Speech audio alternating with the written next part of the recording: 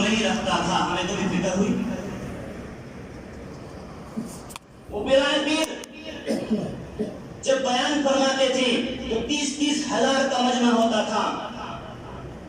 تو اس زمانے میں کیا ہوتا تھا؟ مائک نہیں تھا ہمارے زمانے کی طرح کہ ایک بار نیا کھڑا، سامنے والے نے بات کی، اس نے سنی، اب سب خاموش، یہ کہنے والے نے خاموش، اس نے دوسرے کو بتائی، اس نے تیسرے کو، اس نے چوتھے کو، اس طرح آخر والے تک بات پہنچا کرتی تھی.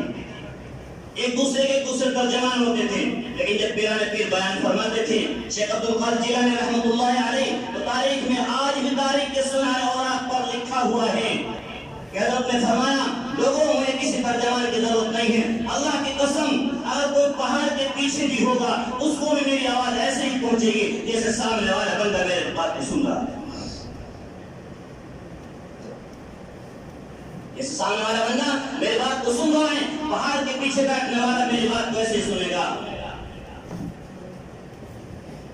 تو کسی نے پوچھا حضرت کیا وجہ ہے کہ آپ کی بات حالانکہ آپ اتنی زور سے نہیں کہتے لیکن آپ کے قریب بیٹھنے والا آپ کی بات کو جس انداز سے سنتا ہے، آپ سے میلوں دور رہنے والا بھی، پہاڑوں کے پیچھے، درختوں کے پیچھے بیٹھنے والا بھی، جنگلوں میں رہنے والا بھی آپ کی بات کو اسی انداز سے سنتا ہے، اتنی آواز کے ساتھ. آپ نے فرمایا رہنے دو، میں نہیں بتا سکتے، راز کی بات ہے. تو مریدوں نے ضد کی. اب مرید کو شیخ اپنے کچھ راز بتا دے، اللہ کے نبی کی سنت ہے. تو آپ نے پہلے منع کیا. پھر چند دن کے بعد کچھ لوگ اکٹھے ہو کر، کچھ مریدین آئے ان کے ساتھ میں، کچھ لوگ کہنے لگے اس کے پاس جادو ہے، یہ جادو کی وجہ سے اپنی آواز کو پہنچاتا ہے. تو جب شیخ کے بارے میں کہا، مرید سچے تھے، جھوٹے نہیں تھے، اپنے شیخ کی ایک آواز پر وہ جان قربان کرنے والے تھے. اس لیے جیسے شیخ ہوتا تو اس زمانے سے مرید بھی ہوتے تھے. مرید نے کہا آپ کی بے عزتی ہم سے دیکھیں یا کہ لوگ نہ جانے کیا کہا، ہمیں کہیں ہم برداشت کریں گے، آپ کی ذات کو کوئی برداشت نہیں. تو حضرت ایک دن وجد میں فرمایا سب کو بلاؤ جو پیشکار اٹھاتے ہیں کہ جادو ہے. سب لوگ اکٹھے ہو کر بغداد کے آپ وجد میں آ گئے. اللہ کا ولی کبھی وجد میں آ جاتا ہے پھر اپنے رات کو بتاتا ہے. وجد میں آ کر شیخ عبد القادر جیلانی رحمۃ اللہ نے فرمایا بات یہ ہے کہ میں 18 سال کا تھا، میں ایک رات میں سویا تو اللہ کے نبی کو میں نے خواب میں دیکھا. کیا مبارک آنکھیں ہوگی جو محبوب صلی اللہ علیہ وسلم کا دیدار کر رہی. تو فرمایا میں اپنے حبیب کو خواب میں دیکھا کہ میرے حبیب کے ساتھ میں سیدنا ابوبکر بھی ہے، سیدنا عمر بھی ہے، سیدنا عثمان بھی ہے، سیدنا علی بھی ہے. تو علی بھی مجھ سے ناراض، عثمان بھی مجھ سے ناراض، اور عمر بھی مجھ سے ناراض، ابوبکر بھی مجھ سے ناراض. اللہ کے نبی خاموش بیٹھے دیکھ رہے ہیں. تو چاروں خلیفہ اللہ کے نبی سے میری شکایت کر رہے ہیں اور کہہ رہے ہیں یا رسول اللہ، اللہ نے عبد القادر کو علم کی دولت سے نوازا ہے، یہ اللہ کے بندوں تک اس علم کو کیوں نہیں پہنچا رہا؟ آپ تو ہم مولوی ڈرتے ہیں، مقتدی نے میں نے مسئلہ بتایا، مقتدی ناراض آگے جانا پڑے گا. ارے مسجد سے تو جا سکتے ہیں، وَلَا تَعْصَوْا فِي الْأَرْضِ، اللہ کی زمین سے نہیں نکال سکتے ہمیں. وَلَا تَعْصَوْا فِي الْأَرْضِ، اللہ کی زمین بہت وسیع ہے، مدرسہ چھٹ سکتا ہے، مسجد چھٹ سکتی ہے، اللہ کی زمین سے نہیں نکال سکتے. اس زمین کا خالق رب السماوات والارض، زمین و آسمان کا مالک میرا رب ہے. تو میں اس لیے علماء سے کہتا ہوں کہ حق بات کو کہنے کے لیے کسی کی پرواہ نہ کرو. محمد صلی اللہ علیہ وسلم کی ذات سے بڑی ذات کسی کی نہیں ہے. جو میرے نبی کی ذات کی پرواہ نہیں کرتا تم اس کی پرواہ کرو گے تو تم نے محمد صلی اللہ علیہ وسلم سے غداری کی. حق بات کو کہنے میں کیسی شرم، بات بھی سامنے کیوں نہ ہو. جب شریعت کا مسئلہ ہو، شریعت کیا کی اپنے باپ کو بھی اللہ اس کے رسول کا قانون بتاؤ. باپ کا مقام بعد میں ہے، باپ کے مقام کا لحاظ بعد میں رکھا جائے گا، پہلے اللہ کے رسول کے قانون کا لحاظ رکھا جائے گا. اس لیے میں کہتا ہوں کیوں ڈرتے ہو حق بات کو کہنے سے، کیوں ڈرتے ہو؟ پیران پیر کی شکایت کی خلفاء راشدین نے، یا رسول اللہ مجھ سے ناراض ہیں، اللہ نے اس کو علم کی دولت سے نوازا ہے، اس کے پاس پڑھا جانا ہے نہیں. یہ علم کی باتوں کو، اس علم کو اللہ کے بندوں تک کیوں نہیں پہنچاتا؟ کوئی قبول کرے نہ کرے ہدایت اللہ کے ہاتھ میں، لیکن اس کا کام ہے پہنچانا. تو پیران پیر رونے لگے، آقا کے قدموں میں پڑ گئے، میرا آقا مجھ پہ کرم فرمائیے، میں گناہگار ہوں. یہ تقویٰ ہوتا ہے ولی کا. کہنے لگے میں گناہگار، میرا آقا میں اپنی ذات کی اصلاح نہیں کر سکتا، آپ کی امت کے لوگوں کی اصلاح کیسے کروں گا؟ میرے نبی نے جب پیران پیر کی زبان سے کلمات سنے تو آقا کے دندان مبارک خوشی سے کھل اٹھے، آپ نے تبسم فرمایا. تو میرے نبی نے حضرت علی کی طرف اشارہ کیا، علی اپنی زبان کو کھولو. حضرت علی نے زبان کو کھولا کہ میرے عبد القادر کے منہ میں اپنی زبان کو لگاؤ، اپنا تھوک رکھو ان کی زبان پر. حضرت علی نے رکھا. آپ نے عثمان تم بھی وہ کرو جو علی نے کیا. حضرت عثمان نے اپنے زبان کا تھوک حضرت عبد القادر کی زبان پر رکھا، پھر سیدنا عمر نے رکھا، پھر سیدنا ابو بکر نے رکھا. میں نے فرمایا عبد القادر بیٹا آ جا، میرے سینے سے لگ جا. شیخ عبد القادر جیلانی جن کو محبوب سبحانی فیض ربانی کہا گیا، جن کو غوث العظم کہا گیا، جہاں جو ولایت کا اعلیٰ درجہ ہوتا ہے ابدالیت، یہ ولایت کا اعلیٰ درجہ ہوتا ہے. تو جب اللہ کے نبی نے کہا میرے قریب آؤ، آپ روتے ہوئے قریب آئے تو حضور نے سینے سے لگایا اور میں میرے سینے سے لگ جا، میرے سینے کو اپنے سینے سے لگا. عبد القادر فرماتے ہیں میں نے اپنے سینے کو اپنے محمد صلی اللہ علیہ وسلم کے سینے سے لگایا. میرے نبی نے اپنے مبارک زبان کو میری زبان میں رکھا اور اپنے مبارک تھوک میری زبان پر لگایا. اور جانتے پھر کیا کہا عبد القادر، اب جا بیان کر. بولتا ہے زبان تیری ہو، کلام محمد کا ہوگا صلی اللہ علیہ وسلم، کہ یہ میرے نبی کے خلفاء راشدین کے اس مبارک لواب کی برکت ہے. اور پھر کہنے لگے اللہ کی قسم لوگوں سنو بغداد والوں کہ عبد القادر کی آواز کو صرف تم نہیں، ہوا میں اڑنے والا پرندہ بھی سنتا ہے. جس طرح تم یہاں سامنے بیٹھ کر کے عبد القادر کے کلام کو بیان کو سنتے ہو، ایسے ہوا میں اڑنے والا پرندہ بھی سنتا ہے، جنگلوں میں دوڑنے والا درندہ بھی سنتا ہے، سمندر میں آنے والی مچھلیاں بھی سنتی ہیں. کہ میرے نبی کے فیض کی برکات ہے. 40 سال جس نے اللہ کے نبی کی ہر رات زیارت کی ہو، کیا مقام ہوگا، کیا مقام ہوگا اللہ کے اس ولی کا. میں تو پتہ ہی نہیں، تاریخ اٹھا کے دیکھتے نہیں، بس اپنی مستی میں مگن ہیں. شیخ عبد القادر نے فرمایا لوگوں مجھے جو مقام ملا ہے دو وجہ سے. ایک میرا تعلق قرآن سے بڑا گہرا، میں قرآن کے الفاظ کے ساتھ ساتھ اس کے معنی میں غور و فکر میں لگا رہتا ہوں، قرآن کی تلاوت کے ساتھ ساتھ اس کو سمجھنے کی کوشش میں لگا رہتا ہوں. اور دوسرا میں اللہ کا ذکر کثرت سے کرتا ہوں، جس ذکر کو ہم بدعت سمجھنے لگے، جس لا الہ الا اللہ کے ذکر کو ہم نے بدعت قرار دے دیا کہ کچھ نہیں ہے. میرا نبی فرماتے لوگوں سنو، میں نے جو 40 سال اپنے حبیب کا ہر رات دیدار کیا ہے یہ اسے قرآن سے عشق کی وجہ سے اور محبوب صلی اللہ علیہ وسلم کی ذات مبارک اور درود پاک پڑھنے کی وجہ سے مجھے مقام ملا. جو ان کا آخری وقت آیا، ان کے بیٹے شیخ عبدالعزیز ان کے قریب آئے، بغداد کے مفتی تھے، فتویٰ دیا کرتے تھے، پوری زندگی میں 5 کتابیں لکھی، 91 سال آپ کی عمر ہوئی ہے. عشاء کی نماز پڑھائے بغداد جامع مسجد میں، بخار شدت کے ساتھ چارپائی پر لیٹے ہوئے وہ آسمان کی طرف دیکھ رہے، مسکرا رہے. شیخ عبدالعزیز نے کہا بھائی لگتا ہے آپ کا آخری وقت ہے. کہ ہاں بیٹا میرا آخری وقت ہے. آسمان کی طرف دیکھ بیٹا، میرے نبی میرا انتظار کر رہے ہیں. اللہ اپنے ولیوں کی آنکھوں سے سارے پردوں کو ہٹا دیتا ہے. جو میری اولاد کی آنکھ نہیں دیکھ سکتی وہ ولی کی آنکھ دیکھ لیتی ہے. اتقی فراشۃ المومن فإنه ينظر بنور اللہ. لوگوں میرے ولی کی دانش ولی سے ڈرو، اس لیے کہ اللہ کا ولی اپنی آنکھ سے نہیں دیکھتا، وہ اللہ کے نور سے دیکھتا ہے. اللہ کا ولی دلوں کے بھید تک کو جان لیتا ہے کہ اللہ تعالیٰ کی طرف سے اس کو ایک کشف، ایک کرامت اس کو دی جاتی ہے، ایک نعمت دی جاتی ہے. تو بیٹے کہنے لگا بھائی اللہ تعالیٰ آپ کو جنت الفردوس عطا کرے. کہنے لگے بدبخت کیا دعا دے رہا، کیا دعا دے رہا. بھجان ہر ایمان والے خواہش ہوتے اس کا خواب ایمان پر ہو جائے، وہ ایمان کی دولت کو دنیا سے بچا کر کے لے جائے. میں بھی آپ کو دعا دے رہا ہوں. کہنے لگے اللہ کی قسم بیٹا 30 سال ہو گئے، اپنے باپ کے دل سے پوچھ، میرا رب صبح اور شام جنت میں جو میرا مقام ہوگا صبح بھی دکھاتا ہے شام بھی دکھاتا ہے. وہ بیرانے پہ فرماتے ہیں اس قرآن کی بقا کے لیے میں 15 سال جنگلوں میں گزارے ہیں، جنگلوں میں گزارے ہیں، در در کی ٹھوکر کھائی ہیں اس قرآن کی بقا کے لیے، اس قرآن کی اہمیت کو سمجھنے کے لیے اور امت تک اس قرآن کو پہنچانے کے لیے میں نے جو مشقتیں اٹھائی ہیں. لوگوں یہ قرآن اندھیرے سے نکال کر انسانیت کو اجالے میں لانے والا ہے، یہ جہنم سے نکال کر جنت میں لے جانے والا ہے. فاتح ہند خواجہ نے رحمت اللہ علیہ مختصر بتایا بتاؤں تو ایک لمبا وقت ہو جائے گا. میں اور آپ آج جو کلمہ پڑھنے والے ہیں، میرے اور آپ کے پاس جو آج ایمان کی دولت ہے، اس پورے بر صغیر میں 99% آج جن کی اولادیں کلمہ پڑھنے والی ہیں، میں اور آپ جو کلمہ پڑھنے والے ہیں 99% یہ ہم ان کی اولادیں ہیں جو حضرت خواجہ اجمیری رحمۃ اللہ علیہ کے ہاتھ پر ایمان لائے تھے. کیا سمجھتے ہو؟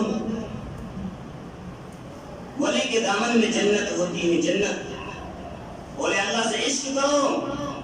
وہ خواجہ اجمیری فرماتے ہیں، ایک مرتبہ شاگردوں نے پوچھا جب 80 سال کی عمر ہوئی حضرت کوئی وظیفہ بتائے، کوئی عمل بتائے. فرمایا 4 کام کر لو، بغیر حساب کتاب کے جنت میں جاؤ گے میرے پیاروں. یہ خواجہ اجمیری رحمۃ اللہ علیہ کا قول ہے. کہنے لگے ایک تو قرآن سے عشق کر لو، قرآن والوں سے عشق کر لو. دوسرا نماز سے عشق کر لو. تیسرا اللہ کے نبی کے چہرے سے عشق کر لو. چوتھا نبی کے وارث سے محبت کر لو. بغیر حساب کتاب کے جنت میں جاؤ گے. آج دنیا میں جتنی بدگمانی علماء کی طرف سے ہیں عوام کے اندر، اتنی شاید کسی اور کی طرف سے نہ. ہم ذرا سے نیکی کر کے اپنے سے بڑا حضرت کسی کو سمجھتے نہیں. انما یخشی اللہ من عبادہ العلماء. قرآن کہہ رہا ہے اس روئے زمین پر انبیاء صحابہ کے بعد سب سے زیادہ جو اللہ سے ڈرنے والے وہ علماء ہیں. علماء ان کی قدر کرو، ذلیل نہ کرو. علماء کو ذلیل کرو. یاد رکھو مشائخ نے لکھا ہے اللہ تعالیٰ جس بندے کو جہنم میں ڈالنے کا فیصلہ کر لیتا ہے کہ اس کو جہنم میں ڈالنا ہی ڈالنا ڈالنا. یہ چاہے جتنی نیکی کر لے دنیا میں، موت کے وقت اس کی نیکی جس کے منہ پہ مارنا ہے اور اس اپنے پاس کفر کی حالت میں بلاتا ہے، تو اللہ تعالیٰ سب سے پہلے اس بندے کے دل میں متبع شریعت عالم کی طرف سے بدگمانی پیدا فرماتا ہے. علماء کی بدگمانی سے بچو ورنہ موت کے وقت ایمان کی دولت چھن جائے، کفر کی حالت میں جائے. یہ مبارک رات جس میں اللہ نے قرآن اتارا، اس قرآن کو سمجھنے والے، اس قرآن کا حق ادا کرنے والے اس پورے زمین پر علماء ہیں. علماء زندہ ہیں تو قرآن زندہ ہے. تو اہل قرآن کی اہل اللہ کی صحبت اختیار کرو. تو میں عرض کر رہا تھا وَفِيهِ لَيْلَةُ خَيْرٌ مِنَ أَلْفِ شَهْرٍ کہ رمضان کے مہینے میں شب قدر ہے جو 1000 مہینے سے بہتر ہے. اگر کسی نے اس کو پا لیا تو اس نے ایک انسان کی پوری زندگی کا ثواب حاصل کر لیا. تو میرے پیاروں 3 راتیں کی چلی گئی، 2 راتیں باقی ہیں. ممکن ہے آج شب قدر ہوں تو اللہ تعالیٰ سے ہم اخلاص کے ساتھ دعائیں مانگیں. میرے مولا اس رات کی نعمت سے ہم سبوں کو مستفیض فرما. ہم اپنے گناہوں کے جتنے گناہ ہم کر کے آئے ہم نے کیے ہیں، پوری زندگی جو گناہ ہمارے گزری ہیں، آج سچی توبہ کی نیت کے ساتھ آج اللہ سے سچی توبہ کریں. میرا کتنا کریم ہے. موسیٰ علیہ السلام طور پر پہاڑ پر گئے، اللہ تعالیٰ سے پوچھا میرا مولا میں تو تیرا نبی ہوں لیکن اس وقت میں سب سے بڑا مصر کے اندر گناہگار کون ہے؟ تیرا بندہ. اللہ نے فرمایا موسیٰ جب تم جاؤ گے طور سے صبح کا وقت فجر کے بعد جب تم جاؤ گے تو تمہارے شہر کی حدود میں سب سے پہلے جو بندہ تمہیں نظر آئے. غور سے سنو بھائی، اللہ کی رحمت کو دیکھو سمجھو. موسیٰ علیہ السلام سے اللہ فرمایا موسیٰ تم جاؤ اپنے شہر میں اور جب شہر کی حدود میں تم پہنچو گے سب سے پہلے تمہیں جو بندہ نظر آئے، جو انسان نظر آئے وہ ہمارا اس وقت کا سب سے بڑا گناہگار بندہ ہے پوری ہوئے زمین پر. علم کا سب سے بڑا گناہگار ہے. لیکن موسیٰ وعدہ کر جب تو میرے اس گناہگار بندے کو دیکھے گا میں اس بارہ وہ میرا بندہ ہے، وہ تیرا امتی ضرور ہے لیکن میرا بندہ ہے. جب تو اس کو دیکھے موسیٰ وعدہ کر، اسے کچھ نہیں کہے گا، مارے گا نہیں. موسیٰ علیہ السلام اللہ وعدہ میں آپ کے بندے کچھ نہیں کروں گا. تمہیں دیکھنا چاہتا اللہ فرمایا ٹھیک ہے دیکھو. موسیٰ علیہ السلام جب آئے طور سے صبح کے وقت میں جب اپنے شہر کی حدود میں آئے تو دیکھا ایک شخص آ رہا ہے اور اس کی انگلی پکڑے ہوئے 10 سالہ بچہ اس کے ساتھ میں. موسیٰ علیہ السلام کو دیکھ کر بڑا جلا رہا ہے یہ وہ سب سے بڑا ملک جس نے اللہ کی زمین کو ناپاک کر رکھا ہے. لیکن اللہ کا وعدہ بھی ساتھ میں آیا. میرے رب نے منع کیا، ٹھہر گئے، اس سے بلوایا، چل دیے، کچھ نہیں کہا. پھر شام میں موسیٰ علیہ السلام طور پر آئے رات میں، پھر پوچھے اللہ گناہگار کو تو آپ نے دکھا دیا لیکن اس وقت کا سب سے بڑا ولی آپ کا کون ہے وہ میں دیکھنا چاہتا ہوں. اللہ نے فرمایا موسیٰ جب تو جائے گا تجھے سب سے پہلے تیرے شہر کی حدود میں باؤنڈری پر جو نظر آئے وہ ہمارے اس وقت کا سب سے بڑا ولی۔ موسیٰ علیہ السلام جب چلے رات میں گفتگو کے آخر وقت میں صبح صادق کے وقت